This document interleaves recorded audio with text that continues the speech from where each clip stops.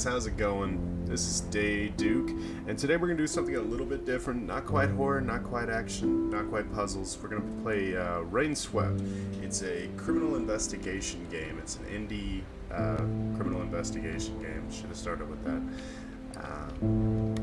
So let's get into it.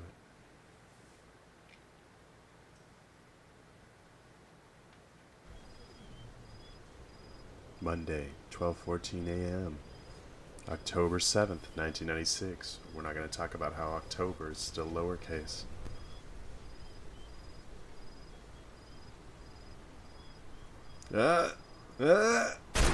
Headshot.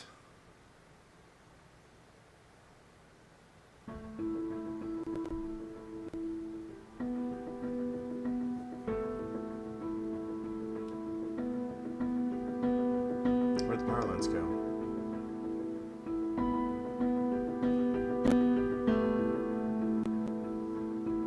It's the grizzled detective that smokes cigarettes whenever he drives.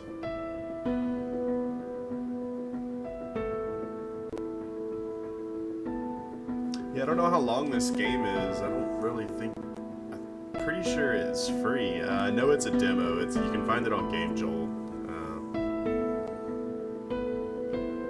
Fairly new.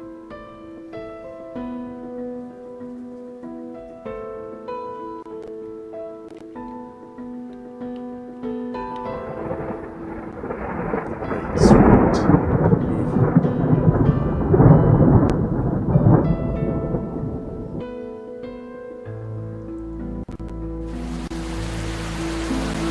Monday, 7:35 a.m. Damn, that rain is loud.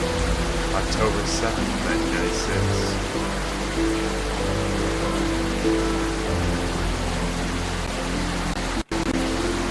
Time to see what this is all about. Well, it's manageable. Still way too loud. Music's basically off. Terrible. What? I said terrible. Terrible business, all this. It's only a matter of time. Everybody knows that. I know. Still, they were so young. Young and stupid, you mean? Stories I've heard? I guess you're right. It was just a matter of time. What? It was a matter of time. I'm guessing they can't hear each other either because all this damn rain. It's really coming down today. We should get back at home. A few more minutes. I want to see what happens.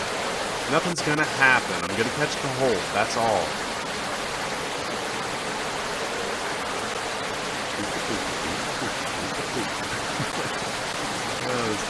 Ma'am, please. You need to back away a little. What's happened here? A murder? Johnny, get the umbrella. Granny, I want to leave. Can I go back to the shop? I see this coming a mile away. Ma'am, please. Granny, please. All right, Johnny, let's go. There's no point standing here now. I knew this would happen. We should have done something. There's nothing we could have done. Chris is responsible. I'm so sure. It's hard to disagree, but let's not speculate. Alright. Detective Anderson, right? Chief is inside. They've been waiting for you. You need to control the crowd. You need to push the crowd further from the scene, officer. What? You'll have to speak up. I can't hear you over the rain. The crowd. Handle them. There could be evidence out here. Oh, yeah, I'm trying. Hey, Williams, what the hell are you doing? Trying to prop up this tape, sir. It won't stay. Well, get some sticks and drive them in. Yes, sir, Richard. Don't call for Richard. Richard's on leave. Do it yourself. Goodness. Sorry, detective. Thing is, we're short of manpower here. We weren't prepared for this kind of thing. For this kind of a thing. Yeah. First time in decades. And to top it off, this rain. Out of nowhere. Just get the crowd under control. I'm heading inside. Yes, detective. Don't worry. Williams.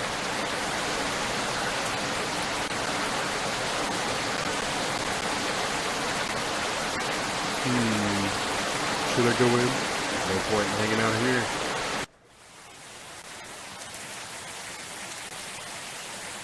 Oh, God.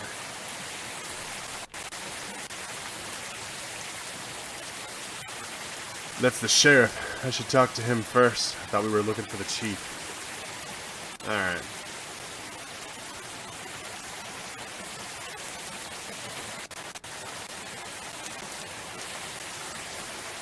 Not very professional. Hope they know what they're doing. What's not professional? They're wearing hats that say police. Michael? Huh? Oh, Jesus. Alright. And main character's dead. Roll credits. Detective? Are you okay? I think so, yeah. Just collapsed in the middle of the floor for no reason, because that's normal. Guess I'm just a little tired after the long drive here. Yeah, because every time I do a long drive, I immediately just collapse like a dead corpse. Literally next to a dead corpse. Detective Anderson, right? The head office called, didn't say you'd be joining us here for this investigation. I'm Sheriff Harris, and this is Lieutenant Watt. That's cool, I'm looking for the chief. We appreciate the department sending help, but I don't think we'll need it. This case is ready to be wrapped up. What do we have here? The victims are Christopher Green, age 26, died from a bullet wound to the head, looks self-inflicted. And Diane Miller, age 24, single bullet wound through the abdomen. The victims lived together, were unmarried. Oh good, options. Any signs of an intruder? No signs of forced entry. The door was locked from the inside when we arrived. An officer climbed through the open window. There are no footprints outside that window. Except the officer's. He was careful. No signs of struggle or marks on the body either. What was the time of death? According to the next door neighbor, a single gunshot was heard around 0:15 hours. We received a call at about 0:20 hours. We were here in about another 5 minutes. We found them dead upon arrival and confirmed the timing. Nope, didn't even click that. What do we know about the weapon? Both shots were fired from a 1911 .45 caliber pistol. The ballistic reports will let us know more. Any witnesses? Just the next door neighbor who claims to have heard a single gunshot. 2 bodies, 1 gunshot. Huh. We can interview him shortly.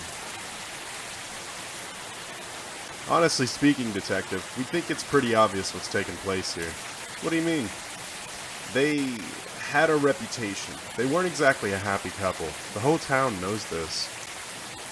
Diane was shot at point-blank range with Chris's gun. Probably by Chris. He then went ahead and shot himself, as the wound is clearly self-inflicted. So you see, sending you here unnecessarily complicates things. I have no reason to question their abilities. Why would I? My detective comes off as an ass to me. It's obviously a case of murder-suicide, Detective. No, I'm just not gonna say shit. Neither are they. Are you suggesting there was domestic violence involved? Based on what? It would seem so. It was never reported, but that doesn't mean it didn't happen. So, rumors? You may call it that, but where there's smoke, there's fire. I'm not sure that... And they were never really able to fit in this town. They were new here, moved in about 6 months ago. Never got out much, didn't make any friends. We don't need to analyze the obvious, Detective. That would only be inefficient. Officer Blunt will assist you through your coursework here. Hello, Detective. Oh, God, I'm not gonna like you. I have a strong feeling I'm not gonna like you. And, one more thing. We're looking to wrap this case up quickly and cleanly. We don't want to drag it if it can be helped. We have an important festival coming around in a week's time. So you might say this is, rather bad timing. So, there's no need to go around complicating things, alright? Just get me a story that works, and we can close this case quickly. Sure. Alright. Good. I will see you later. Goodbye. Okay then. Well, he's running. Anyway, Have a look around the room if you'd like. Come and talk to me when you're done. Alright, let's go look at some corpses. What's this? It's signed Chris 96. I'm guessing Chris built some of the furniture around this house. Why would you have the impulse to carve your name into your own furniture? It's just, whatever. 45 ACP rounds. It's a box of 20 rounds. There are 13 here, which means 7 are missing. 2 were used last night. This means 5 are unaccounted for. I'm guessing we'll find them loaded in the gun. Well, they said there was a single gunshot. Why are you now assuming 2 gunshots were fired from the same gun? The 1911 45 caliber pistol, as the lieutenant said, it looks pretty old. It can hold 7 rounds. There's only 4 rounds in here. I was expecting 5. If 2 were fired last night, where's the 3rd? Why are you assuming the magazine was fully loaded? It's entirely possible to put 6 rounds in there. The gun will still fire with 6 rounds in the magazine. The gun belonged to Chris, according to Lieutenant Watts. Let's assume Chris or Diane weren't the ones to use it. Is there anyone else that could have known where they kept the gun? From Pineview? I really doubt it. Remember, no signs of forced entry. Could it be someone they were comfortable with or trusted? No one I can think of.